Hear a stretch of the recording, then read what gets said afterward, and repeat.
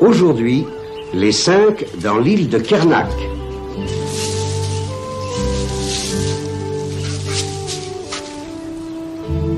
Est-ce que tout va bien, Monsieur Rogers? J'ai presque fini, Madame Dorcel. Parfait.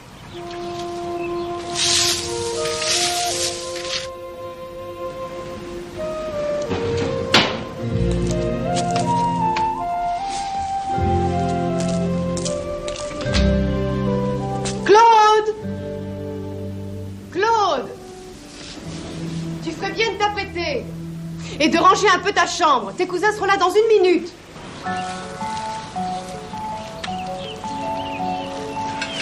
C'est encore loin, François? 1,5 km. On a déjà fait 8 depuis la gare. Tant que ça? C'est vrai que ça descend, mais au retour, ça monte.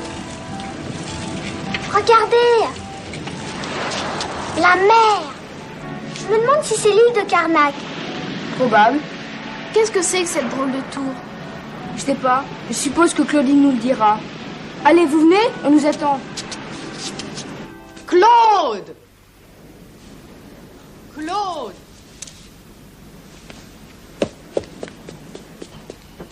Claude, tu exagères.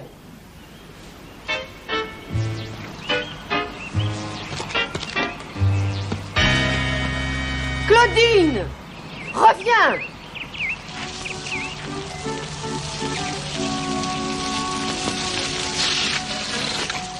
C'est sûrement là. Venez!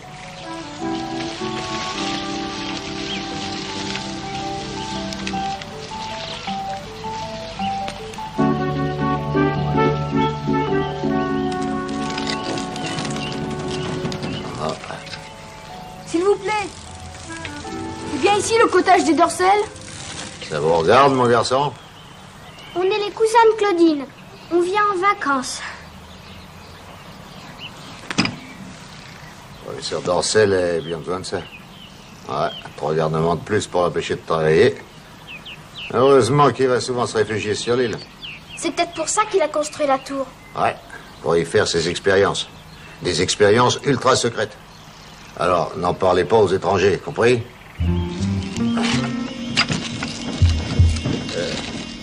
Et que je vous vois pas piétiner mon potager, hein. Vous m'avez dit qu'il nous prend pour qui? Des lapins? Oh, vous voilà. Je suis très contente. Bonjour, tante Cécile. Vous avez changé, je ne vous aurais pas reconnu. Annie était encore un bébé. Et toi, tu dois être François et toi, Mick. Et ce voyage, ça a été? Oui, ma tante. Et depuis la gare, ça fait une jolie balade. Oui. Tant mieux. J'ai demandé à la gare de livrer vos bagages. Et en attendant, vous allez garer vos bicyclettes et venir goûter. Vous devez avoir faim et soif. J'espère que t'en auras assez pour eux deux, ma tante. Et surtout pour Annie. Elle s'est arrêtée au moins 3 fois en venant. Elle n'est pas encore formée. Maman a dû prévenir que Mick disait toujours des bêtises. Oui, elle m'a prévenu. Le mieux, c'est de ne pas faire attention à lui.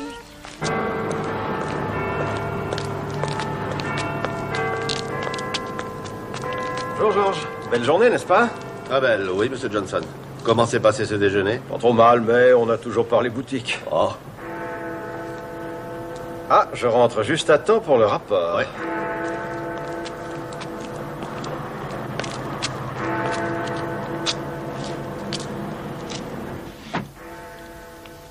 Professeur Quentin Quirine. Ah oui, il s'est installé à Kernak sous le nom d'Henri Dorcel.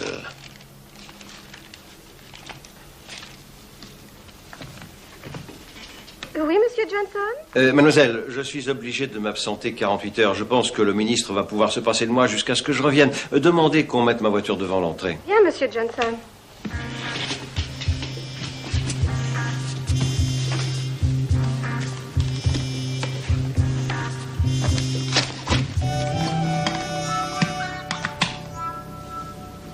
Merci. Demain, nous irons tous dans l'île faire un pique-nique avec votre oncle Henri. Super! Où est Claudine, tante Cécile? On meurt d'envie de la voir. Je ne sais pas où elle est. Cette pauvre Claude a une mauvaise habitude, celle de disparaître à tout bout de champ. Pourquoi tu l'appelles Claude? Elle préfère. Mais moi, je trouve que c'est un nom de garçon. C'est ce qu'elle aurait voulu être. Ça me plairait pas. Moi, je me trouve bien comme je suis. Oui, mais pas elle. Ah, te voilà enfin, Claude.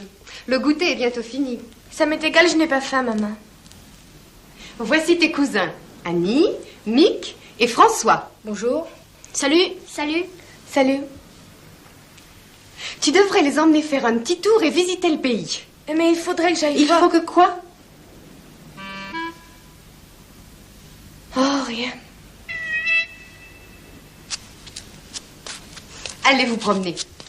Je vais desservir. Merci pour le goûter, tante Cécile. Oui, il était formidable. Vous êtes gentil. À tout à l'heure. Et ne rentrez pas tard.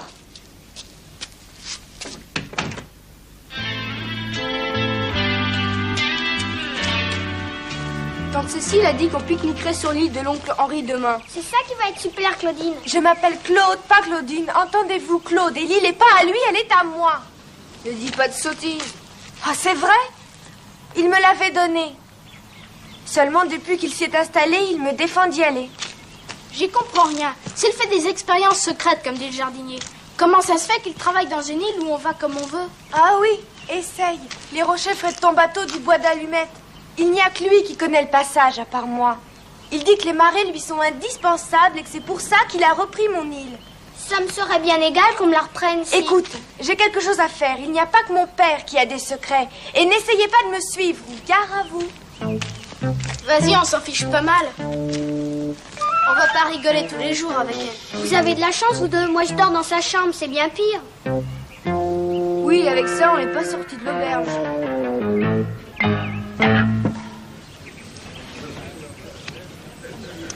Une autre? Oh, avec plaisir, volontiers. Oh, le plaisir est pour moi. De la brune? Oui, merci.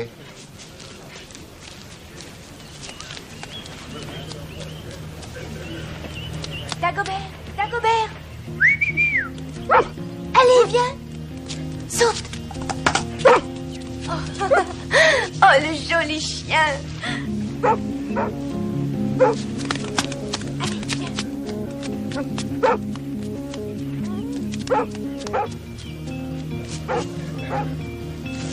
C'est la fille d'Henri Dorcel, je crois. Ouais.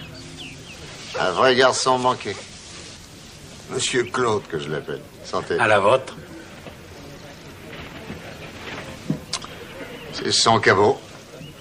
Le professeur n'en voulait pas à la maison, il lui a dit de le donner, mais elle tient à son chien bien plus qu'à tout le reste.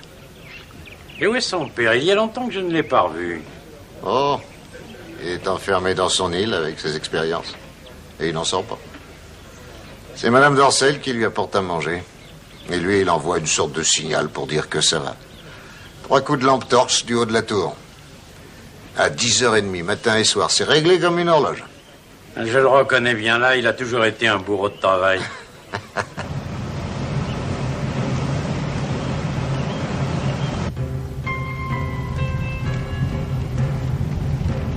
Super. C'est formidable. Dommage que Claudine ne soit pas plus gentille. Claude, pas Claudine. Le dernier arrivé en haut paye une casse. Tu triches.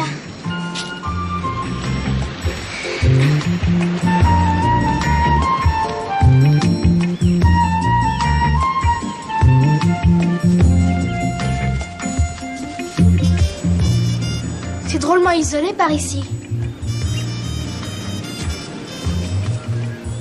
Hé, vous deux. On dirait une sorte de grotte. Venez voir. Il fait noir là-dedans. Si on l'explorait? Pas sans lumière et ballot. Bah, allons chercher des lampes torches. Il est tard. Moi, je crois qu'il faut mieux rentrer. On reviendra demain plutôt. T'as raison, on aura plus de temps. Écoutez, il faut garder le secret. Claude a le sien et cette grotte deviendra le nôtre, d'accord? D'accord.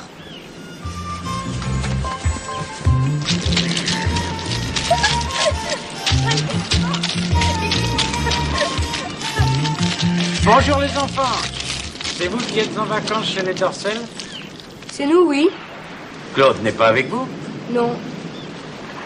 Votre tante et votre oncle sont des amis. Ça vous plairait demain de venir prendre le thé? Ce n'est pas sûr que... Ah, ça ne fait rien, ce sera pour une autre fois. Allez, à bientôt. Promis.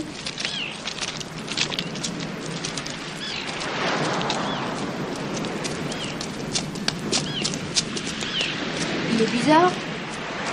Le pays est rempli de gens pas comme tout le monde. Tante Cécile est la seule qui soit à peu près normale. L'oncle Henri doit être bizarre, lui aussi. On verra bien quand on ira en pique-nique dans l'île demain avec tante Cécile. On pourrait ramer, Claude. Non, c'est plein de rochers. Il faut connaître les passages.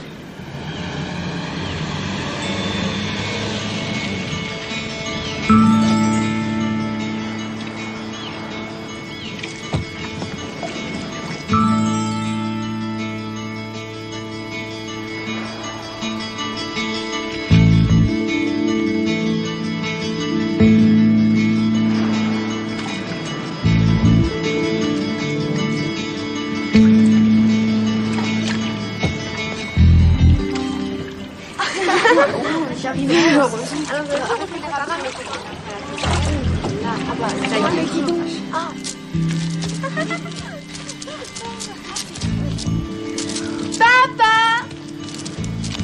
Papa! Où est-ce qu'il travaille, tante Cécile? Je n'en sais rien. Il arrive quand on l'appelle. Claude, emmène les garçons et vois où il est. D'accord, venez. Papa! Papa! C'est vachement super. Regardez. À quoi ça sert tous ces trucs-là, au haut de la tour? Je sais pas, c'est peut-être bien quelque chose pour capter la foudre ou... Je suppose que le reste de l'appareillage est sous la terre.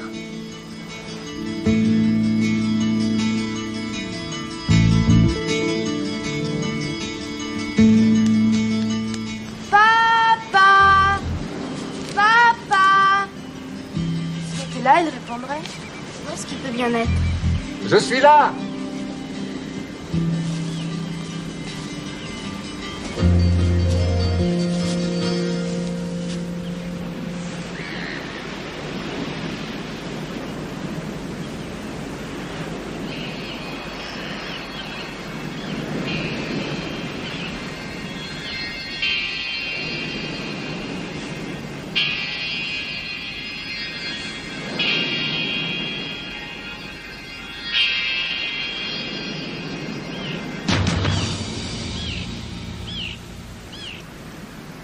Ainsi, professeur Dorcel, votre île semble provoquer la curiosité de bien des gens.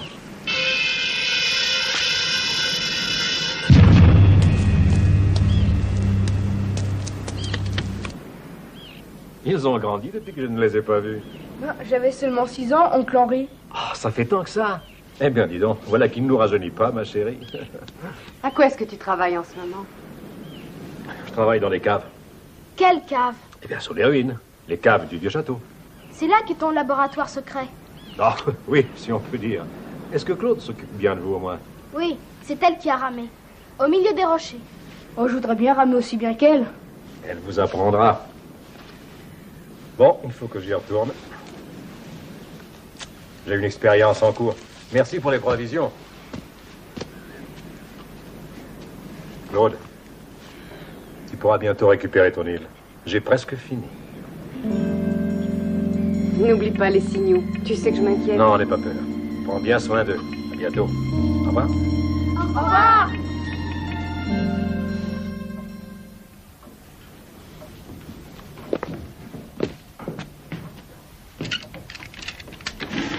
Tiens. Je suis ravi de vous revoir, Curtin. Johnson. Vous observez les oiseaux marins à présent, Curtin? Vous avez là un splendide instrument d'optique. Oui, en effet. Dites-moi, vous travaillez pour qui cette fois? Pour la Russie, la Chine, l'Amérique? Vous nous avez, comme on dit, bien souvent taillé des croupières, mon cher Curtin. Nous sommes en dette avec vous. Ah non, cette fois, je vous jure que je ne travaille pour personne.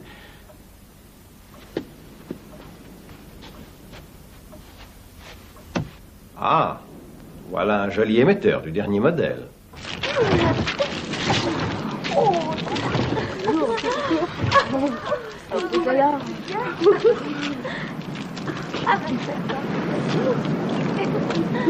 Dis donc, Claude, qu'est-ce que tu fais tantôt?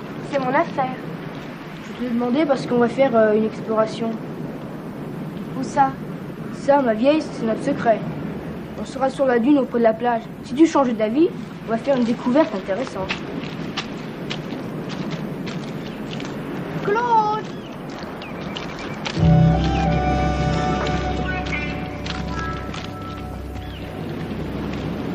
Carton, répondez.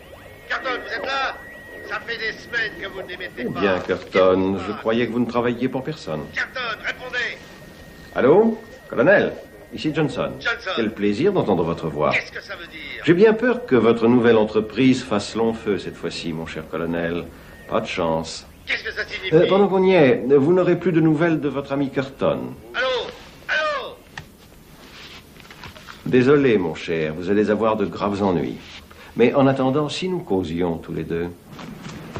Il y a sûrement des années que personne n'est venu là. On ne voit pas le bout. Ça va sûrement très loin. Allons voir.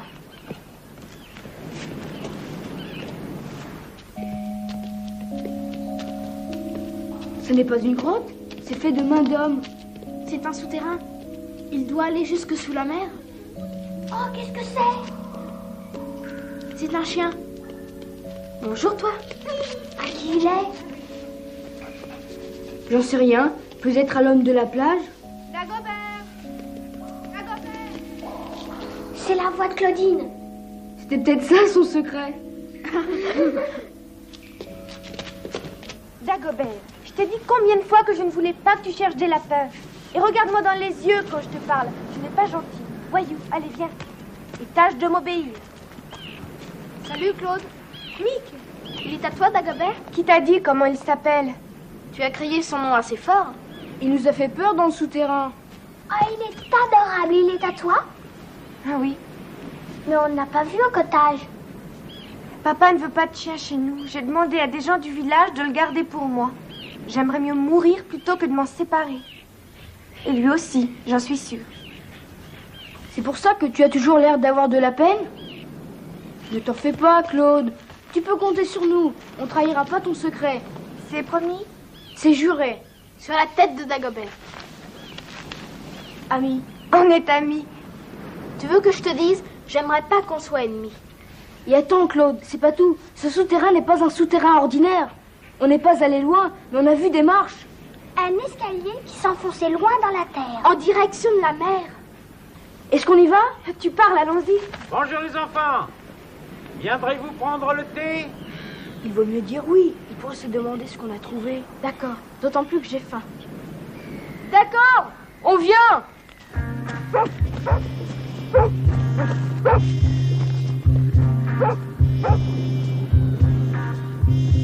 Entrez, mettez-vous à votre aise.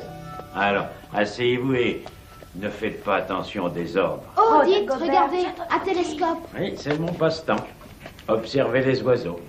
L'île de Kernak. On voit la tour de l'oncle Henri, comme si on y était. J'observe des craves, une sorte de corneille. Extrêmement rare. J'en ai repéré un couple qui niche sur l'île. Et je vous ai vu, forcément. Comment va ton papa? Ben, il doit être en train de faire... Il des a dit qu'il recherches. avait presque fini. Hein? Ce cher vieil Henri. Eh bien, vous pourriez peut-être m'aider à préparer le thé. Les biscuits et le cake sont dans le buffet. Je fais chauffer l'eau. Non, non, pas là. Et les biscuits sont dans le bas du buffet. Oh, excusez-moi. Attends.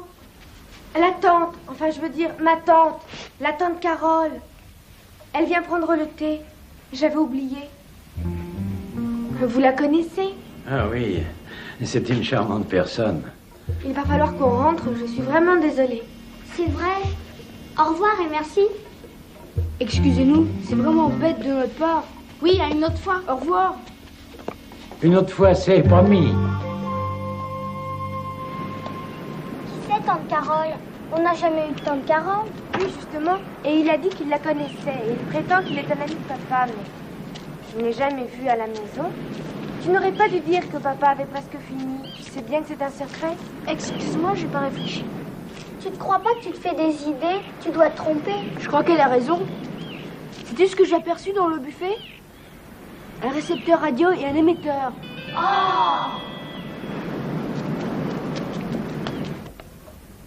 Bravo, bien joué, Curton. Je suis vraiment désolé, ils sont brusquement partis Je n'ai rien pu leur demander. Ça ne fait rien, je sais ce que je voulais savoir. Le professeur Dorcel a donc pratiquement terminé. Allons, remettez-vous, mon cher Curtin. J'aurai besoin de vous cette nuit.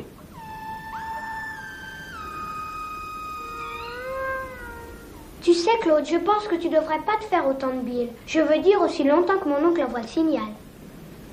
10h30, c'est le moment.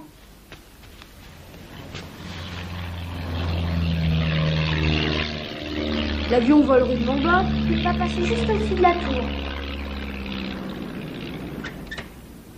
Est-ce qu'il a envoyé le signal? Pas encore, maman. Ça devrait pas tarder. Je comprends pas pourquoi papa a tellement de retard ce soir. Ça y est. 1, 2, 3. Tout va bien, Claude. Ça y est, il l'a envoyé, ma tante. Parfait. Et maintenant, tout le monde au lit.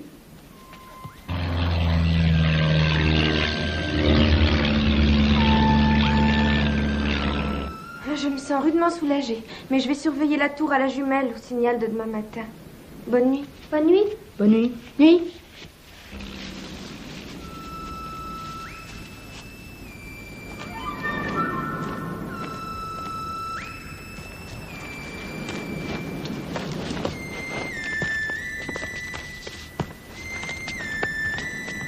Ah! Le professeur Dorcel, je présume. Mais qui êtes-vous? Vous ne me connaissez pas. Je m'appelle Johnson, du ministère de la Recherche scientifique. Ah, vous me rassurez, monsieur. J'avais cru tout d'abord que vous étiez un... Rectification, j'appartenais au ministère. Je veux dire que je me suis mis volontairement en congé pour chercher fortune et je crois l'avoir trouvé, professeur. Trouvé ici même, cette nuit, sur l'île Karnak.